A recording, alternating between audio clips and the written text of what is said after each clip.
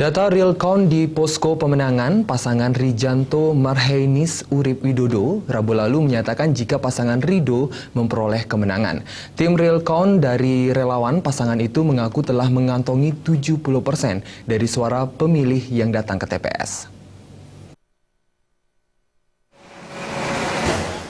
Nampak kesibukan terlihat pada posko pemenangan pasangan Rijanto Marhainis Urip Widodo atau Rido yang berada di Jalan Raya Garum, Kabupaten Blitar. Beberapa relawan sibuk melakukan penghitungan suara yang masuk dari para saksi dan relawan mereka di setiap TPS maupun PPS. Dari jumlah suara yang masuk hingga pukul 5 sore, di posko pemenangan pasangan tunggal ini, sebanyak 70% suara menyatakan setuju, sedangkan 30% untuk suara tidak setuju. Hal ini seperti diungkapkan oleh Taufik, anggota tim pemenangan pasangan calon bupati dan calon wakil bupati Blitar ini. Dirinya yakin dari data yang dihimpun oleh para relawan dan saksi di lapangan di sekitar 2.494 TPS yang tersebar di seluruh Kabupaten Blitar. Taufik mengatakan bahwa pasangan tunggal dalam Pilkada Kabupaten Blitar ini mampu menang melawan suara tidak setuju dalam Pilkada Kabupaten Blitar.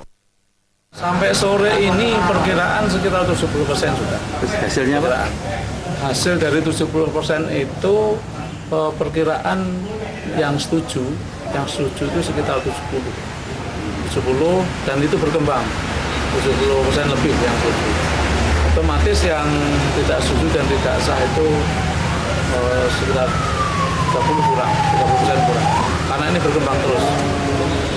Artinya dengan perolehan sementara ini sudah yakin Pak kalau pasangan Rido akan menang? Sudah. Tim dari real count dari pasangan tunggal ini menjamin data yang mereka pegang hanya memiliki margin error sebesar 1%. Dikarenakan kevalidan data dari para relawan dan saksi di lapangan terus dilakukan di setiap TPS dan PPS.